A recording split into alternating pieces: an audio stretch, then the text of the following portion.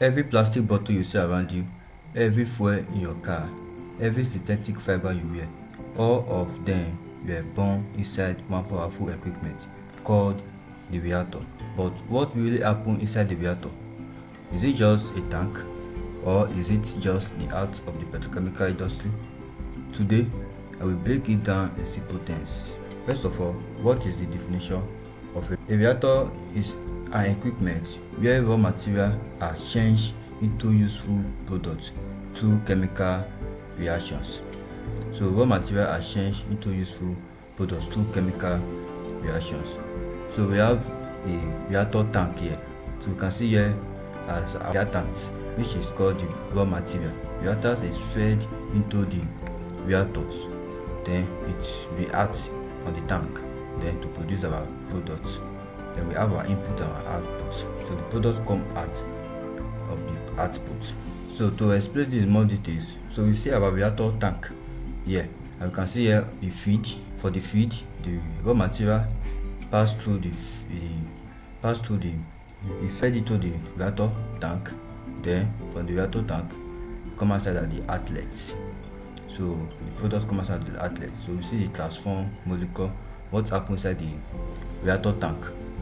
The reactor tank, molecules are transformed. So in this happen, the reactor tank operates under the condition of temperature, pressure, or a catalyst. So high volume chemical products come out of the outlet. So to understand this, let's say that a reactor tank is like a cooking pot where you put a ingredient. So let's call our ingredient raw material.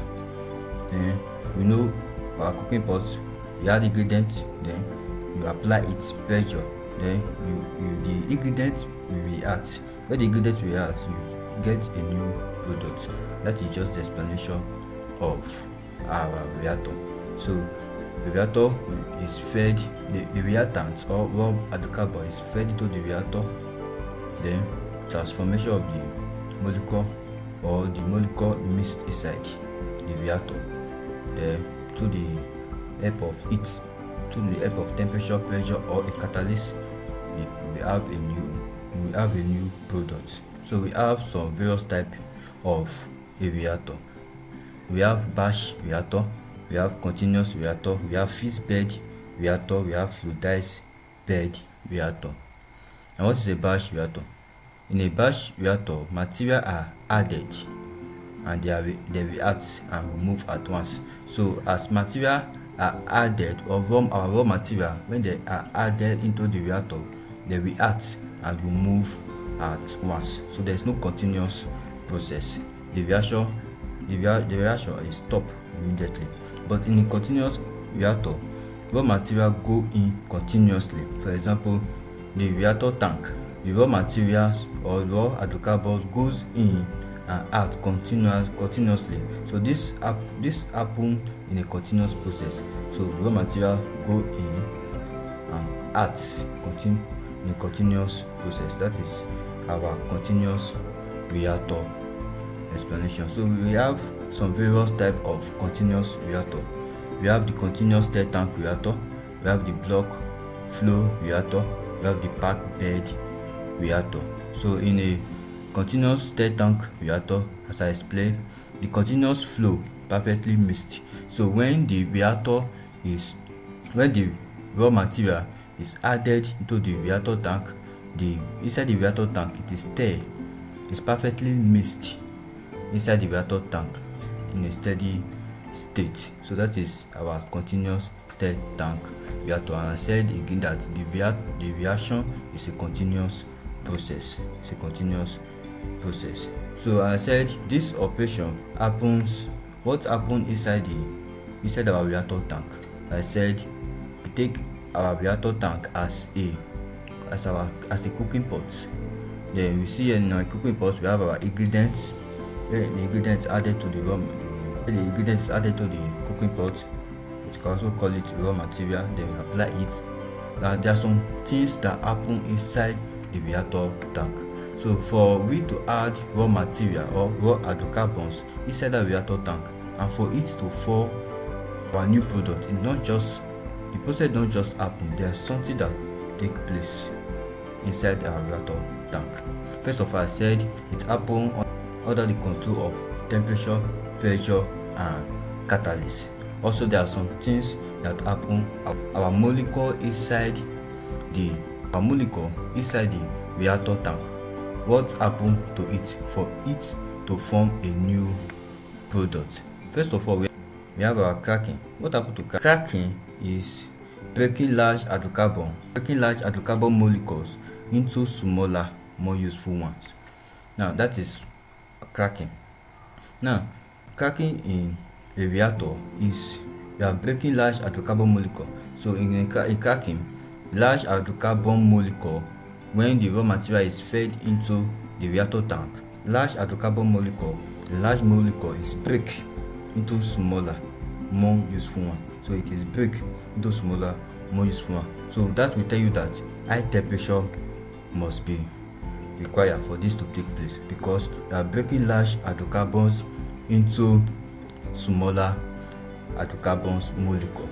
So in cracking does not require catalyst, but there's what we call catalytic cracking. Is just the same way of cracking, but the difference here is that this process requires catalyst for it to operate or for it to work.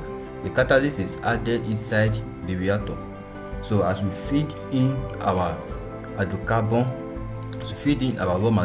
raw hydrocarbons inside the reactor, a catalyst is added. Instead of increasing the temperature, a catalyst is added for this reaction to take place. So when a catalyst is added, it fastens the reaction. So in this catalytic cracking, temperature is applied. So this catalytic cracking is better quality product. So I will advise in the industry, catalytic cracking is more preferred than our cracking. So we have another one, what is called reforming in the reactor tank. Reforming is different in purpose but still happen in a reactor. Now, in this reforming, remember I said cracking is breaking down large hydrocarbon molecule into smaller hydrocarbon molecule. Now, reforming is different. Now, reforming is rearranging the structure of hydrocarbon molecule. Now, those molecules that are broken down, we now rearrange them. That is what happens in a reactor tank. Those molecules of the raw hydrocarbon is being arranged. So when they are rearranged, not breaking them apart. So when they are rearranged, that means they are combined, adding together to form a large molecule.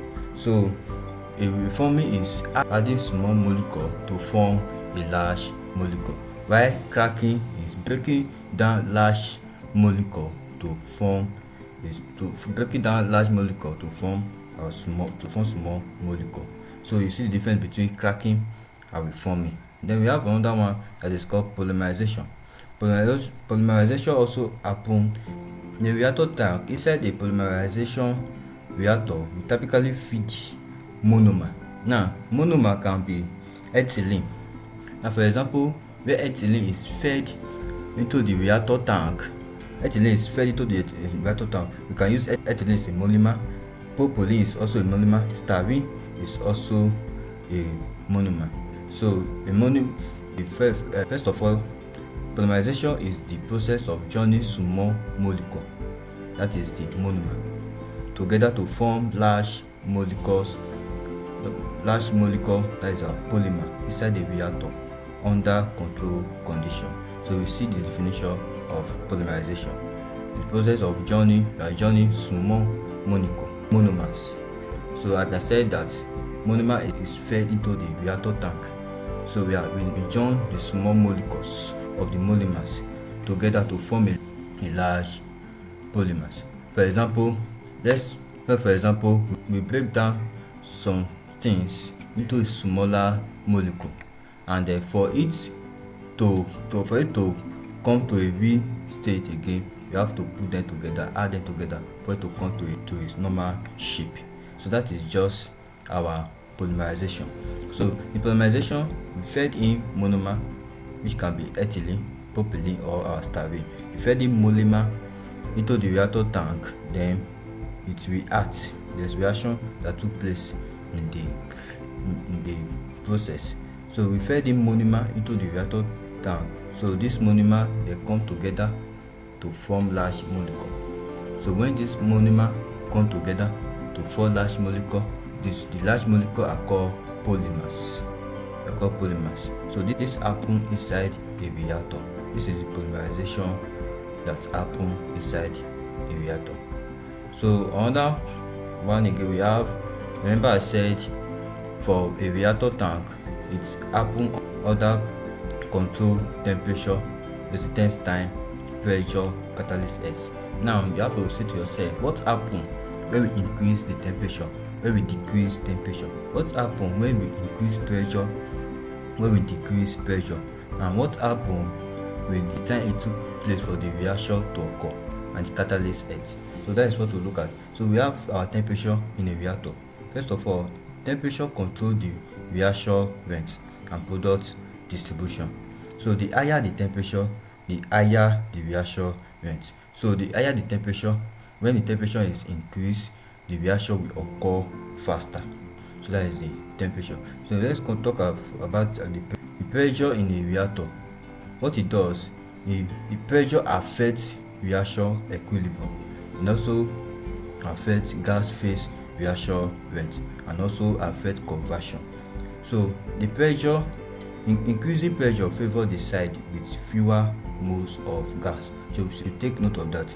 Increasing pressure favor the side with fewer moles of gas. And let's talk about our resistance time. So the resistance times is how long reactants stay inside a reactor. So remember, when you fed a raw material or a raw hydrocarbon inside the reactor tank, how long does it stay for it to react and for the new product to form? How long does it stay inside the reactor tank? It's what we call our resistance time. It's what we call our resistance time. And we have what is called catalyst head. The catalyst head determines conversion efficiency, selectivity, and plant economy. So next time you see fuel plastics or synthetic material, remember it was born inside a reactor. Remember it was born inside a reactor. Alright, please, if you want more simplified petrochemical engineering content, subscribe to Petrochemical Diary. Please don't forget to subscribe, share, and click the like button. God bless you. Thank you very much for watching.